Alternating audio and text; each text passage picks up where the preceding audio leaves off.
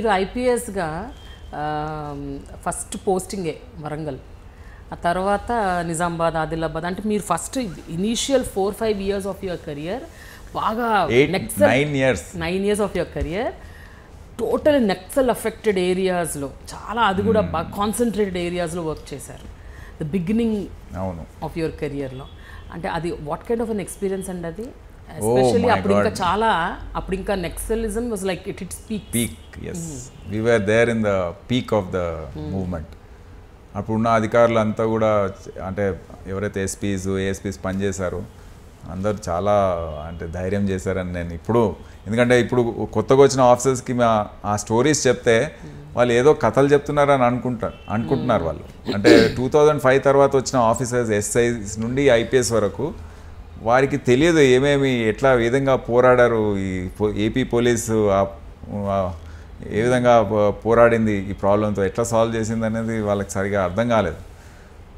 అందుకే కొన్నిసార్లు ఈ ల్యాండ్ మైన్ బ్లాస్ట్ల గురించి లేకపోతే ఎన్కౌంటర్స్ ఏ విధంగా జరిగాయని చెప్పినప్పుడు ఏదో కథలు చెప్తున్నారు.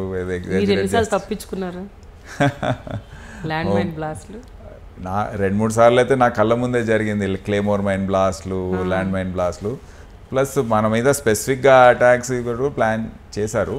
అంటే అది కూడా జాబ్ హజార్డ్ అని తీసుకున్నాం మేము. సో ముఖ్యంగా వరంగల్ వెళ్ళినప్పుడు కూడా నాకే కాదు, ఇప్పుడు మా వైఫ్ కూడా ఎఫెక్ట్ అయ్యే పరిస్థితి. ఒక ఇన్సిడెంట్ చెప్పాలి. అన్నసాగర్ దళం అని ఉండేది, అక్కడ ఉన్న వాళ్ళ దళం మెంబర్స్ అక్కడ ఆర్డీఓగా ఉషారాణి, అడిషనల్ ఎస్పీ భార్య, ఆమె ఉషారాణి ఇప్పుడు ఆంధ్రప్రదేశ్లో ఉంది. ఆమె ఆర్డీఓగా పనిచేస్తూ అక్కడ వెళ్ళింది ఇన్స్పెక్షన్ కోసం ఒక గ్రామంలోకి. దళం వచ్చి ఆమెను కిడ్నాప్ చేసి మొత్తం టీంని కిడ్నాప్ చేసి అడవుల్లో తీసుకెళ్ళిపోయి ఆల్మోస్ట్ కాల్ చేస్తున్నారు. అంటే కారు కాలబెట్టారు, ఆమెని గన్ను పెట్టి లేపేద్దామని. ఎందుకు చేస్తున్నారు ఇది అంటే, సివి ఆనంద్ చాలా గట్టిగా వర్క్ చేస్తున్నాడు, అతన్ని అంటే నేను సివి ఆనంద్ భార్య కాదు, లేదు మీరే అని అబద్ధం చెప్తున్నారంటే, లేదు ఆమె ప్లీడ్ చేస్తే అప్పుడు ఆమెను అక్కడ కూర్చోబెట్టి సిటీకి పంపించారు దళం మెంబర్స్ని, వెళ్ళి వెరిఫై చేసి రమ్మని. వెరిఫై చేసుకొని వచ్చిన తర్వాత సాయంత్రం ఆమెను వదిలేశారు. అప్పుడు ఆ టీంని అంతా వదిలేశారు. ఆమె వచ్చి చెప్పింది నెక్స్ట్ 2-3 days డిఐజీ ఎస్పీ అందరికి చెప్పింది, ఈ విధంగా ఉంది అంటే. చాలా సంవత్సరాలు మా వైఫ్ కూడా చెప్పలేదు ఈ స్టోరీ, ఎందుకంటే ఆమె ఫ్రీగా అక్కడ కాకతీయ యూనివర్సిటీలో ఎంబీఏ చేయడము, బాబుతో వెళ్ళి ఇక్కడ మార్కెట్లో కూరగాయలు కొనుక్కోవడం, ఇవన్నీ కూడా చేసేది. నేను ఐ డెంట్ స్టాప్ హర్. అంటే ఈ ఆఫ్టర్ దిస్ ఇన్సిడెంట్ ఓన్లీ గన్మెన్లు ఇది ఇచ్చి కొద్దిగా జాగ్రత్త పడ్డాం. కానీ I didn't tell her because చాలా సంవత్సరాల తర్వాత చెప్పాను ఈ విధంగా జరిగింది. అమ్మో అని మాట కృష్ణా జిల్లా వెళ్ళిన తర్వాత చెప్పాను. సో ఇటువంటి పరిస్థితులు, అంటే దాని నిజామాబాద్, ఆదిలాబాద్లో లైవ్ ఎన్కౌంటర్ నా కళ్ళ ముందు నా ఇన్స్పెక్టరు సిసిసి నస్పూర్లో జరిగిన ఇన్సిడెంట్లో రమాకాంత్ అని అక్కడ సికాసా మూవ్మెంట్కి అతను అది చేశాడు. అతను చనిపోయాడు, కానీ చనిపోకముందు నా గన్మెన్ చనిపోయాడు అండ్ మా ఒక ఇన్స్పెక్టర్. సో మీరు ఉన్నారా స్పాట్లో నా కళ్ళ ముందే. అంటే ఆ మిస్ అయితే నాకు తగలేదు, అది అతను నా ముందు ఉన్నాడు కనుక అతను తగిలింది తలకి. నా కళ్ళ ముందే, నేను రూఫ్ పైన ఉన్నా, నా కళ్ళ ముందే ఇన్స్పెక్టర్ తొంగి చూశాడు, లోపల నుంచి కాల్ చేశాడు అతన్ని.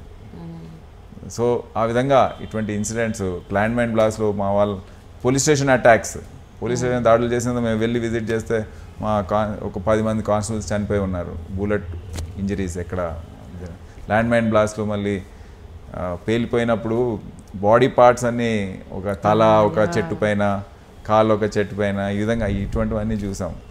అంటే మేము just we have come from ordinary student life నుండి ఇవన్నీ చూడాలంటే అసలు చాలా సంవత్సరాలు నిద్ర రాలేదు. అంటే వరంగల్ టెన్యూర్స్లో చాలా, అంటే I use to get up with horrible thoughts and అరే నిద్రలో ఇవన్నీ scenes. Over a period of time it has healed and it has we have come out of it. ఇంట్లో ఎప్పుడు ఇది ఒక థ్రెట్గా ఫీల్ అవ్వలేదా ఆనంద్ గారు? అంటే మీరంటే సరే ఇనిషియల్ డేస్లో చూసుంటారు, ఓకే ఇంకా నేను I'm an officer so I have to live with this అని. But family obviously we can't take it. అంటే ఈ రేపటి రోజు మా అబ్బాయికి ఏమవుతుందో అని పేరెంట్స్, అలాగే my husband has to will return home. అందుకే one big thing I did was I never transmitted this at home. ఎప్పుడు చెప్పేవారు కాదు. ఏమేమి బయట ఏం జరుగుతుంది ఏంటి, పేపర్లు కూడా దూరం పెట్టేవాడిని. ఆ రోజు ఏదైనా జరిగింది అనుకోండి, ఆ రోజు పేపర్లు ఇంటికి రాకుండా చేసేవాడిని. And I use took lot of precautions. And my wife also కొద్దిగా ఇట్ ఈస్ అ లిటిల్ అంటే స్పిరిచువల్ ఉంటుంది.